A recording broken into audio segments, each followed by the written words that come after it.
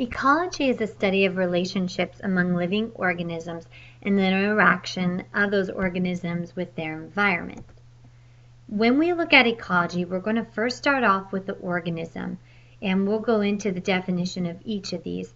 But we'll look at the organism, then we're actually going to move into population dynamics. How do we actually study a population?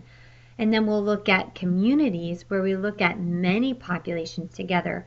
The ecosystem, which includes the living part of ecology, and then the non-living portion, then biomes, and eventually the entire biosphere.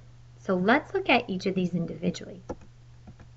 An organism is an individual plant, animal, or single-celled life form. Now, I want you to make sure that you know what a species is when we talk about an organism.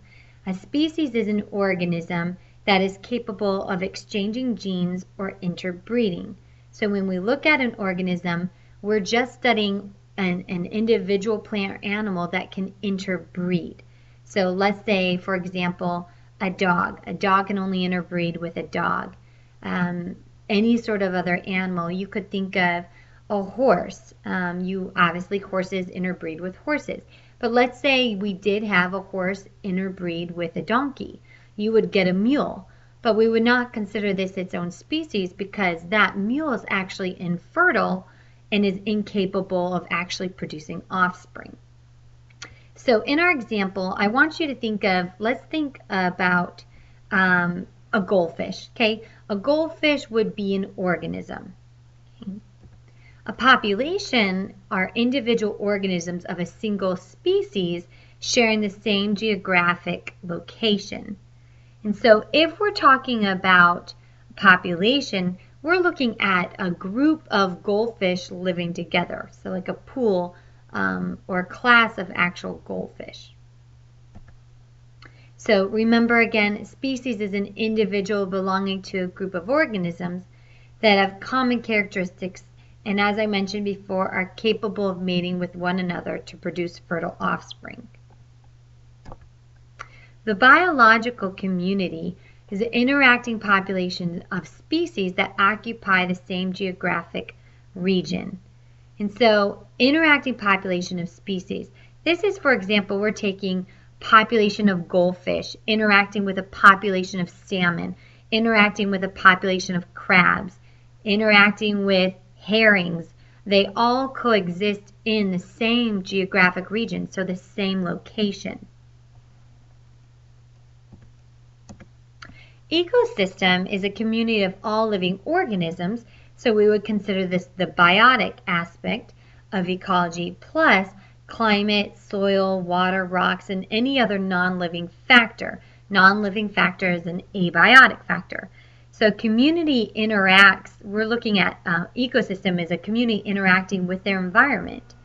And so if we were talking about our actual goldfish, how they're interacting with the salmon and the crabs and the herring, we're also looking at how they survive within water or outside of water, what the air looks like, what the temperature, ideal temperature is for our goldfish for actual survival. A biome is a large group of ecosystems that share the same climate and have similar types of communities. So they share a lot of the same abiotic factors, and there's a lot of different biomes that we'll eventually be studying. These are, again, characterized by climate conditions and plant communities. A biosphere involves all biomes. You combine all biomes to include the Earth's atmosphere, the hydrosphere, which is dealing with water, and obviously the Earth's surface. Let's just look at a quick image. I want to show you this image to combine all of these. So this image shows the levels of organization. So let's say this is a Florida marsh or a swamp, and it does say on there Everglades. Many organisms live in this aquatic ecosystem. So if we're looking at the actual alligator there, we have the own organism. And then you move into a number of organisms living together of the same species as a population. So you can see the picture there with all the alligators living together. Then you move to the community. You see some cranes there. Maybe you see a blue heron. There could be a Florida panther in there. You see the turtle, orchids, ferns. all those things belong to the community. And when we go even broader, we're looking at the ecosystem where we're including abiotic factors. So we're looking at the weather, the temperature, water conditions. The last thing I want to talk about today is a word that we already mentioned, biotic factors and abiotic factors. When you look at bio, we already know that bio in Greek means life. So biotic factors are living things, plants, animals, fungi, bacteria. Any of those things are living factors. Whereas abiotic, a in Greek means without or not.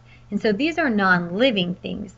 This includes moisture or temperature, wind, sunlight, maybe the acidity of the soil. So a balance of these factors determines which living things can actually survive in a particular environment. Abiotic factors play a large role in the biotic factors, what things can actually live in a certain environment.